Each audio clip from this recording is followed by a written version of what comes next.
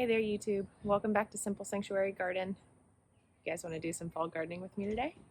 So, first on the agenda today, we're going to be planting out some garlic. This is less than, I need a seat. I need something to sit on. I'll be right back. When all else fails, find a log. Today we're going to start off planting some garlic. I'm going to go ahead and just be fully open with the fact that this is less than ideal garlic. This is what we saved from the garlic we grew last year, which we had no idea what we were doing, and we got these like little bitty bulbs.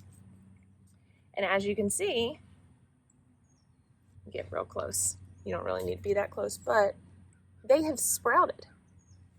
So I'm gonna stick them in the ground and hope for the best. They may not do anything. They may die. It's a little warm to be planting garlic here in Florida, but they're already growing. So I need to do something, and something is better than nothing when it comes to gardening. So we're gonna plant these. Now, usually when you plant garlic, you wanna put them about 4 inches deep. I think I'm going to still follow that, still put them the full 4 inches down. I might put them a little deeper just because they're already growing. So yeah. All right, so I'm planting this garlic to make sure that it's plenty deep. I'm using the Hori Hori knife I bought my husband. It's got these nice little inch markers, so I'm just gonna plunge it down to about, I guess that's 5, down to about halfway through the blade to make sure that the hole's deep enough. I'm also planting it around the perimeter of our raised bed. I've got some turnips and brassicas growing in this bed, so they should go well together, and it should act like pest control. All right, I'm turning this camera around so you guys can see a little bit of what I'm doing. I've got my sprouted garlic, and I'm just putting this about 4 inches in and using the Hori Hori to kind of move the soil over and just put it straight down and then bury it. That's all I'm doing.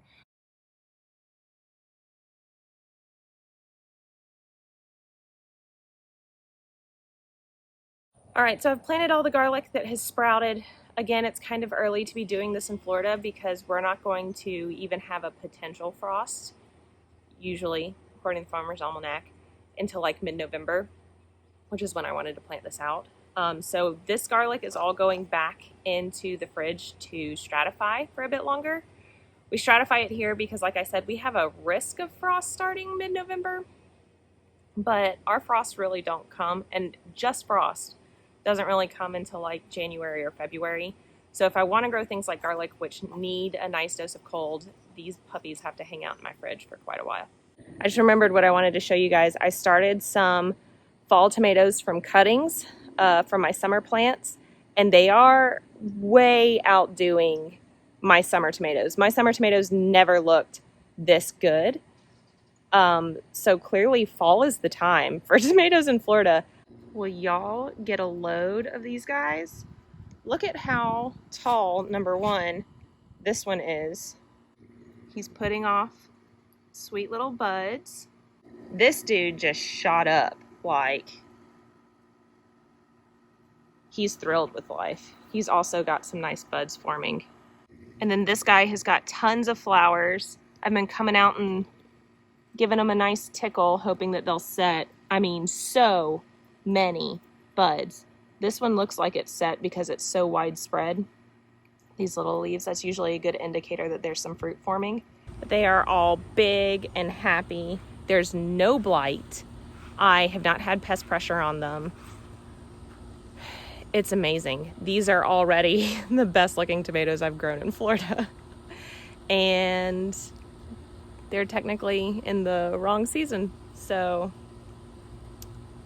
I just need to grow tomatoes in the fall. That's that. Hey y'all, new day, same hairstyle. If you can't tell, it's golden hour. I am just now coming outside because it hit 90 today and was disgusting and super hot, and I didn't want to deal with it. We are going to be reseeding more cabbages.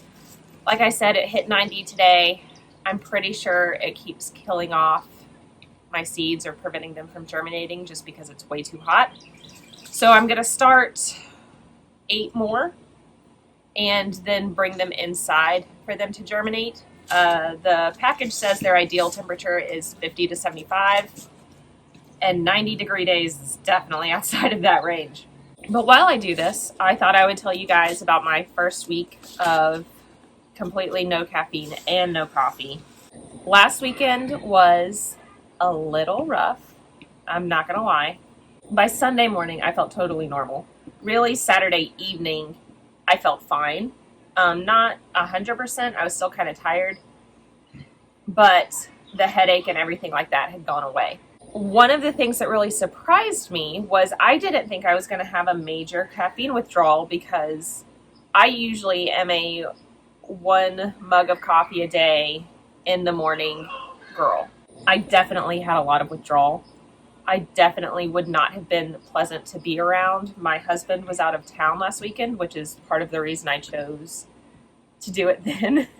You know, it wasn't anything that a little Tylenol and a nap couldn't fix, at least temporarily. So that kind of brings me to some tips that I gathered throughout the week. The first one is one that I learned on my own, and that is the fact that your withdrawal is going to hit you a lot faster than you anticipate. So I thought I would be able to go a day without caffeine and it not be an issue, and that it would probably hit me on Saturday. And that was not the case at all. It hit me Friday morning.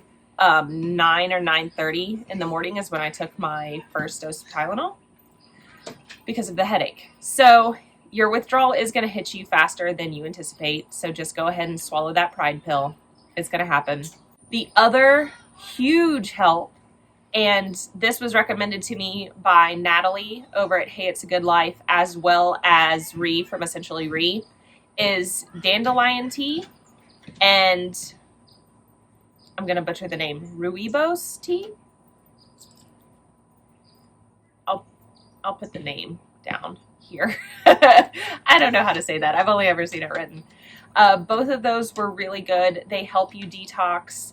Having tea was also really helpful in going with my normal routine. It was really interesting how different it felt not to have my hot drink and like along with my quiet time. So having that, my dog is jiggling the porch.